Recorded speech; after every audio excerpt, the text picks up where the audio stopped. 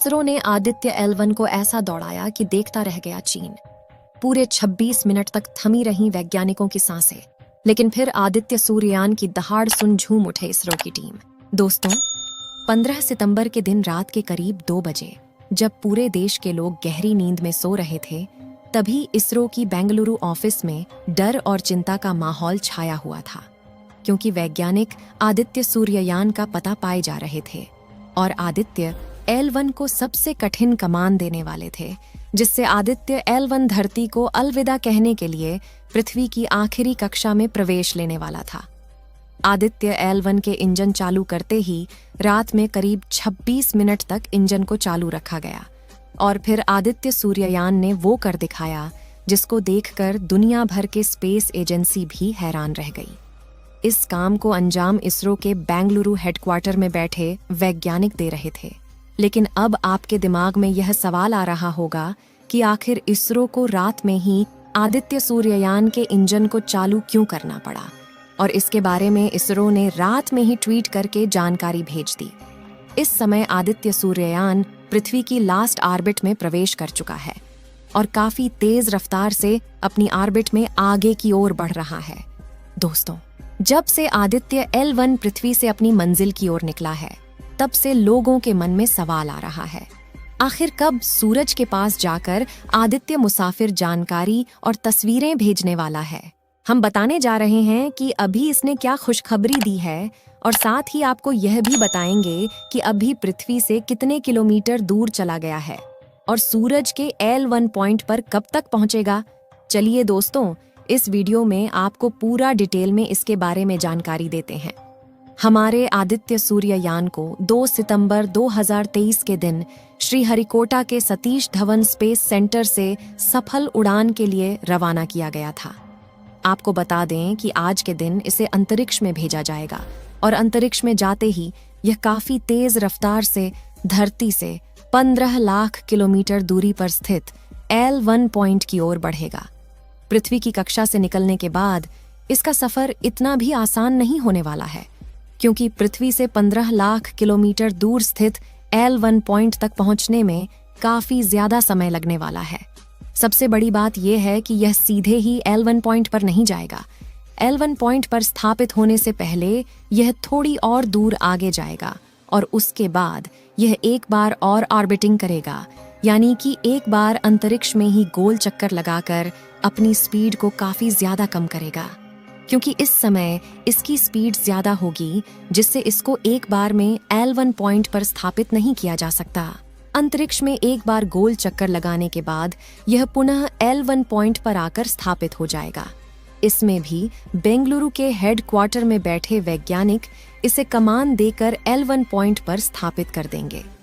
आपको बता दें कि L1 पॉइंट अंतरिक्ष में एक ऐसा पॉइंट है जो कि पृथ्वी से लगभग 15 लाख किलोमीटर की दूरी पर स्थित है, और इस पॉइंट पर मौजूद किसी भी स्पेसक्राफ्ट पर पृथ्वी का और सूरज का गुरुत्वाकर्षण बल एक समान होता है, जिसके कारण बिना किसी ऊर्जा के किसी अन्य स्पेसक्राफ्ट को L1 पॉइंट पर स्थापित किया जा सकता है।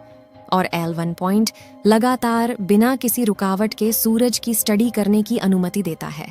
इसीलिए वैज्ञानिकों ने इस बिंदु को चुना है, जिससे कि सूरज के बारे में ज्यादा से ज्यादा अध्ययन किया जा सके। आपको बता दें कि इस समय आदित्य स्पेसक्राफ्ट के दोनों सोलर पैनल खुले हुए हैं और आदित्य सूर्ययान सोलर पैनल के द्वारा ऊर्जा भी जनरेट करने लगा है। जब आदित्य L1 को 15 सितंबर के दिन रात के 2:30 पर पृथ्वी की आखिरी कक्षा में स्थापित किया गया, तो अंतरिक्ष यान के थ्रस्टर्स को चालू किया गया। जब हमारा स्पेसक्राफ्ट आदित्य पृथ्वी की किसी एक कक्षा में चक्कर लगाता है, तो उस समय उसका इंजन बंद रहता है और केवल वह सोलर पैनल के द्वारा प्राप्त की गई ऊर्जा से ऑर्बिट में घूमता रहता है। ऐसे में जब भी उसकी ऑर्बिट को चेंज करना होता है, तो उसमें लगे इंजन यानी थ्रस्टर्स को चालू करके उसके ऑर्बिट को चेंज किया जाता है। साथियों, अगर हम चंद्रयान 3 के प्रज्ञान रोवर और विक्रम लैंडर की बात करें, तो इसरो के वैज्ञानिकों ने बताया कि इस समय गहरी नींद में सो रहे हैं और उस जगह पर काला अंधेरा छाया हुआ है। वहां पर इतना अंधेरा है कि इस समय विक्रम लैंडर दिखाई नहीं दे सकता।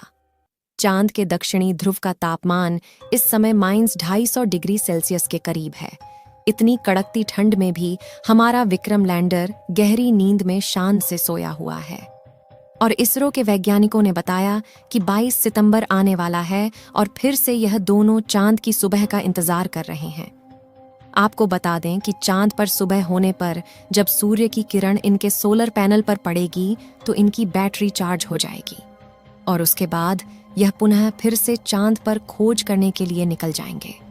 आपको बता दें कि इस बार यह चांद पर हाइड्रोजन की खोज करेगा जिससे चांद पर पानी होने की पुष्टि की जा सके। इस समय आदित्य सूर्ययान पृथ्वी की आखिरी कक्षा में 282 × 40,225 किलोमीटर की कक्षा में चक्कर काट रहा है, यानी कि पृथ्वी से अधिकतम दूरी 40,225 किलोमीटर और न्यूनतम दूरी 182 किलोमीटर है।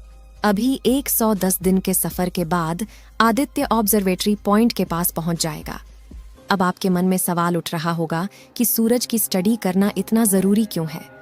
तो इसके लिए आपको बता दें कि जिस सोलर सिस्टम में हमारी पृथ्वी है उसका केंद्र सूर्य ही है। सभी 8 ग्रह सूर्य के ही चक्कर लगाते हैं। सूर्य की वजह से ही पृथ्वी पर जीवन है और सूर्य से लगातार ऊर्जा बहती है। इन्हें हम चार्ज्ड पार्टिकल्स कहते हैं। सूर्य का अध्ययन करके ये समझा जा सकता है कि सूर्य में होने वाले बदलाव अंतरिक्ष को और पृथ्वी पर जीवन को कैसे प्रभावित कर सकते हैं। हमारे सौरमंडल का जन्मदाता सूरज 2 तरह से एनर्जी रिलीज करता है। अगर पहले की बात करें तो वह है प्रकाश का सामान्य प्रवाह जो पृथ्वी को रोशन करता है और जीवन को संभव बनाता है। पृथ्वी ही नहीं बल्कि यही वह ऊर्जा है जिसके द्वारा अन्य 8 ग्रहों पर भी रोशनी पहुंचती है। दूसरे की बात करें तो उसमें प्रकाश के कणों का चुंबकीय क्षेत्र आता है जिसके विस्फोट से इलेक्ट्रॉनिक चीजें खराब हो सकती हैं। अब आप सोच रहे होंगे कि आदित्य L1 सूर्य के पास जाकर क्या करेगा। इसका पहला मकसद सूर्य के आसपास के वायुमंडल का अध्ययन करना है और साथ में सौर कोरोना की भौतिकी और इसका तापमान को मापना है। आपको जानकारी के लिए बता दें कि सूर्य की बाहरी परत को कोरोना के नाम से जाना जाता है। इसका दूसरा मकसद कोरोनल और कोरोनल लूप प्लाज्मा का निदान करना और इसमें तापमान, वेग और घनत्व की जानकारी निकालना और सूर्य के आसपास हवा की उत्पत्ति, संरचना और गतिशीलता को जांचना है। आप सभी लोग आदित्य सूर्ययान के सफल होने की दुआएं कमेंट बॉक्स में करते रहें। इस वीडियो को एक लाइक जरूर करें और अपने मित्रों तक इस वीडियो को शेयर करें ताकि उन्हें भी जानकारी मिल सके और अपने भरोसेमंद चैनल को सब्सक्राइब जरूर करें और बेल आइकन को ऑल पर सिलेक्ट करना बिल्कुल ना भूलें। मिलते हैं किसी और नॉलेजेबल वीडियो के साथ।